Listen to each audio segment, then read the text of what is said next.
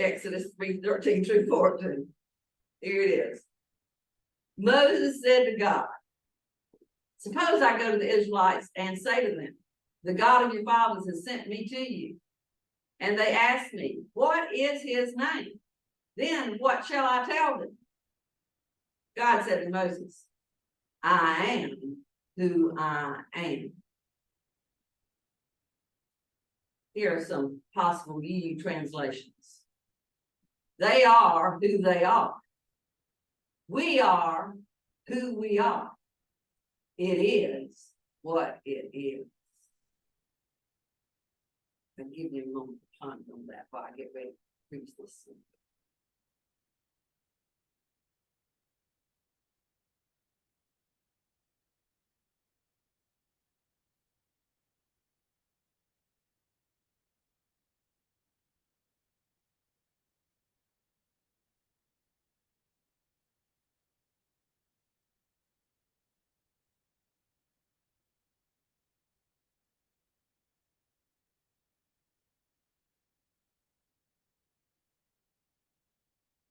Breath in, breath out.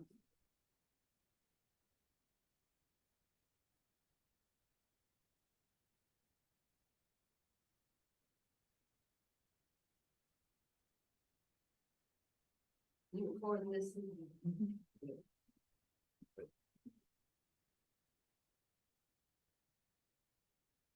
On February 9th, 2003, while still a professor of ed at Georgia Southern, as well as a seminary student, I preached a sermon at our fellowship building on Grady Street entitled, Can You Say God?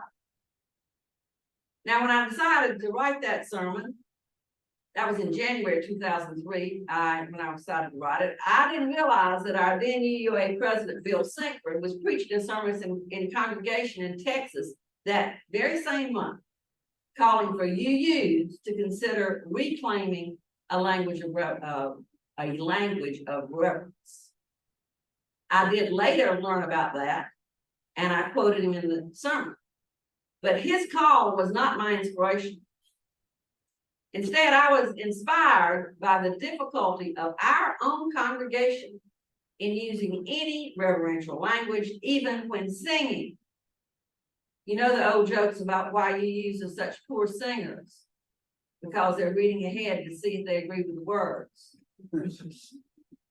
I do think we've made some progress on this since 20 years ago in 2003.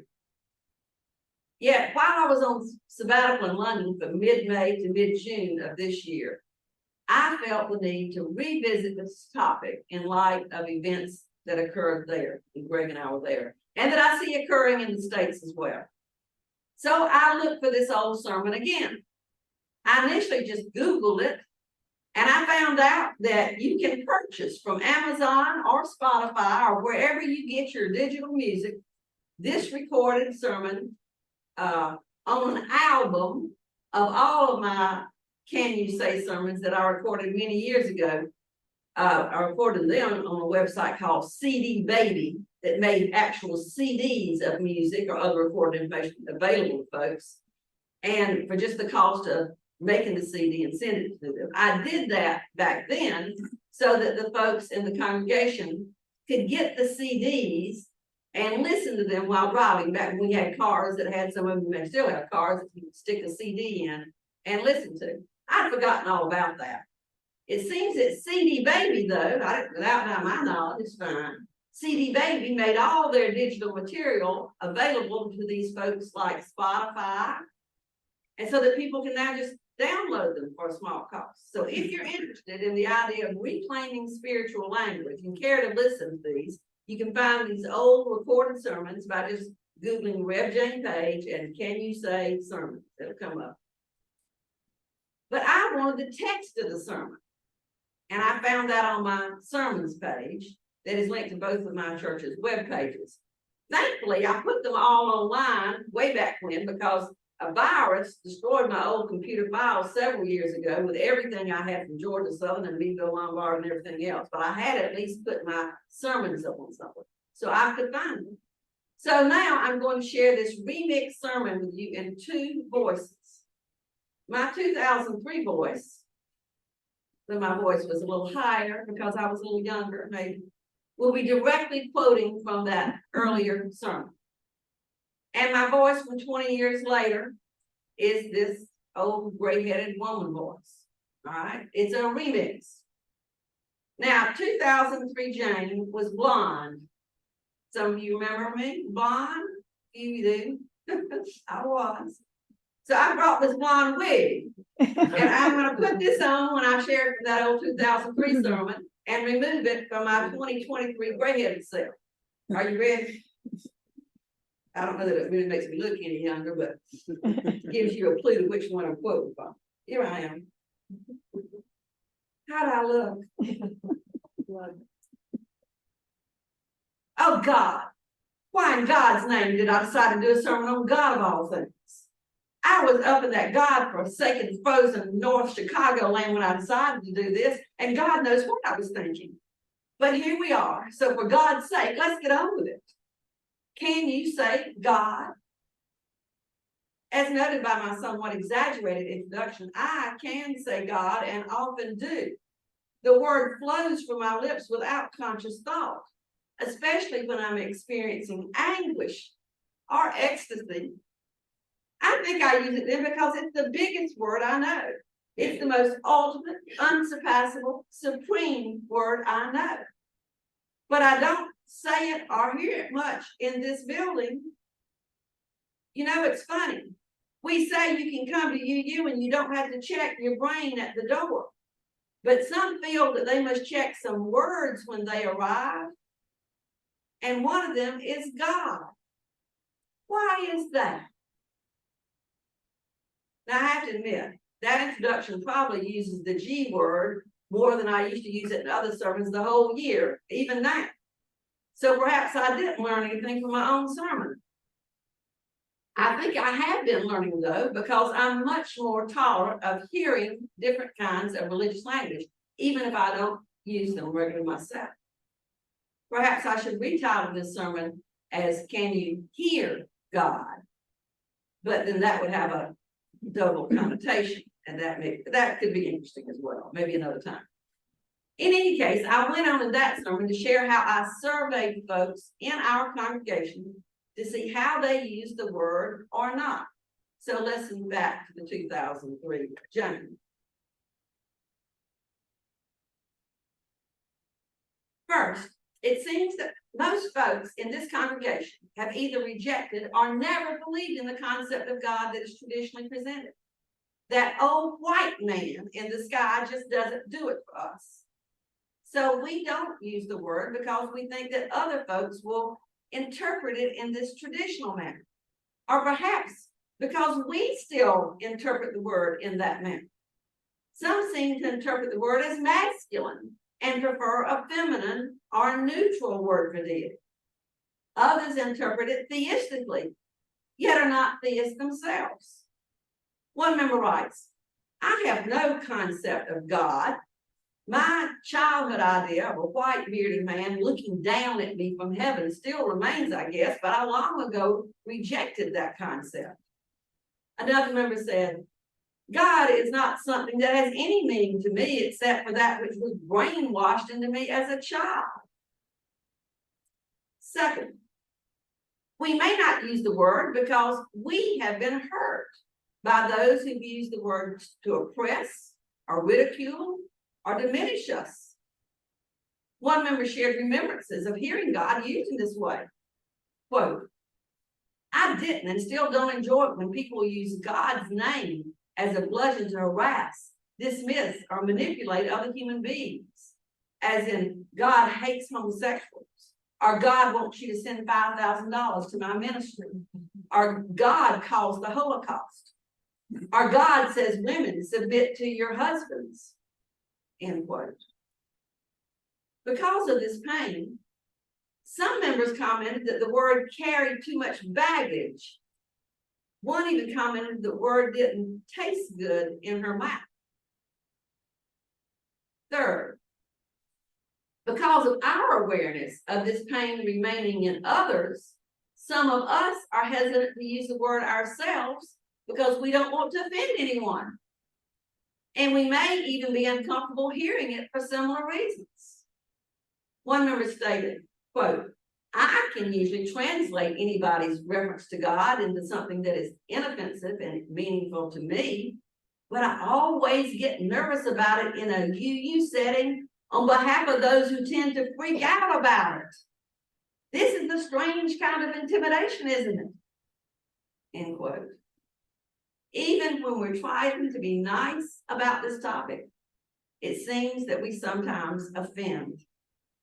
Now, as you may have noted, I said some do not use the word and some are offended, but certainly not all. I had several positive responses. Well, 2003 Jane then goes on to quote a few of these ways that they said they used God. For example, as representing the power of love, or ground of being, or the interconnection of the web of life. But their use of God was more about how we translate the word into something that is not theistic. None of them that answered my survey mentioned God as creator of all. And I think that is one reason that even now, though I can hear the word and translate it, I don't often use it except in pastoral care situations where I'm utilizing the language of the person that I'm ministering to. I always ride in their theological car. If I'm ministering to you as your pastor, I can meditate with you, I can pray for you, I can hold your hand. I'm there for you in your own theology and in your own comfort. But it doesn't feel authentic to me for me to use it for myself and my religious naturalist beliefs and faith when I know that most folks hear it, at least in Southeast Georgia, with theistic ears. And I don't want to misrepresent myself. Now, as I shared with you initially, much of this thinking about the use and or tolerance with God language was brought to light again for me while visiting England earlier this year for my little mini sabbatical. We went from mid-May to mid-June. So on the first Sunday we were there, we visited a Unitarian church that met at the historic Newington Green Meeting House. We love looking around the old building before the service. One thing that bothered me, though, was the signage that signaled that although they welcomed everyone, the visitors would not hear the word God used by their minister or in any of their readings because that was not the minister's theology. Now, while I'm always open and honest about my own theology with my congregants and usually preach a sermon on religious naturalism once every couple of years or so, the signage felt very unwelcoming to me. And indeed, the minister felt unwelcoming to me. Although I didn't disagree with his sermons, he and it were cold and frankly boring. I'm sad to say that he was a transport from the United States, a Unitarian Universalist. Whether or not he could say God, I felt that he needed a dose of the Pentecostal Holy Spirit to fall down upon him. The second Sunday, we visited with the Kensington Unitarians at the historic Essex Church. Now, because this church was truly the first Unitarian congregation in London, although they moved from the original Essex Street location, which we also visited, and because it was deeply and historically connected to more Christian-oriented churches through their association, it did seem a little more godly, though still left me feeling empty. It seemed so historic, but not so holy. The third Sunday, we tried something different. We attended the Sunday Assembly, a secular group that meets twice a month at historic Conway Hall, home of the Ethical Society. Again, we enjoyed the history of the building, and we rocked out with the band and the great pop music that they played. And they invited us all to sing with them. It was really good. We tolerated the speaker and enjoyed afterwards chatting with folks. No God in there anywhere. It was fun, but it wasn't worship. The fourth Sunday, we went to Speaker's Corner at Hyde Park, where they lift up free speech by allowing folks to stand up on stools or ladders and share.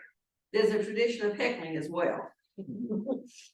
Surprisingly, it was all about religion, but it surely wasn't about love.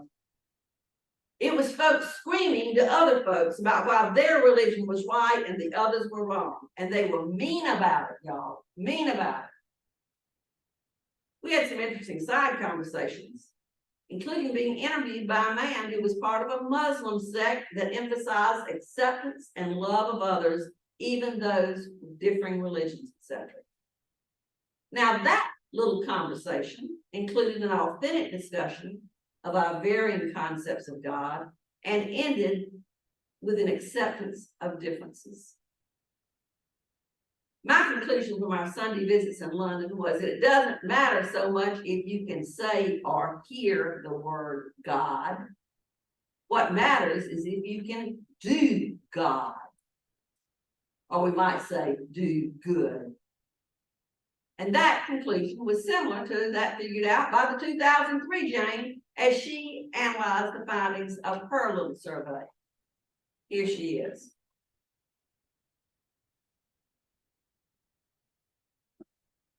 Now, my findings suggest that while we are a very diverse group when it comes to this matter, that's not surprising. But why am I bringing it forth this matter today? Is it because I enjoy a good controversial talk back? Well, that may be interesting, but that's not my reason for wanting to have this conversation. So here goes my reasoning for what it's worth. I don't believe that we as a religious movement and that we as a congregation and that me as a member are living up to our third and fourth principles. Our third principle is acceptance of one another and encouragement to spiritual growth in our congregations. Our fourth principle is a free and responsible search for truth and meaning. This place should be a sanctuary, a safe place where we can search for truth and meaning and use words that are meaningful to us in our own spiritual growth without feeling intimidated or feeling that we may be constantly offending folks when we use religious language that is meaningful to us. Also, we need to feel free to express that we have no use personally for religious language, but we do need to be able to translate and celebrate with others who do use the word God and sing with them too, and other religious language and imagery.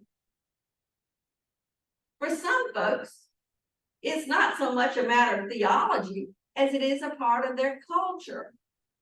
And if we want more diverse congregations, we need to be welcoming of diverse cultures with diverse uses of language. We may also seem unwelcoming to liberal Christians, which is really sad since our heritage is based on liberal Christianity.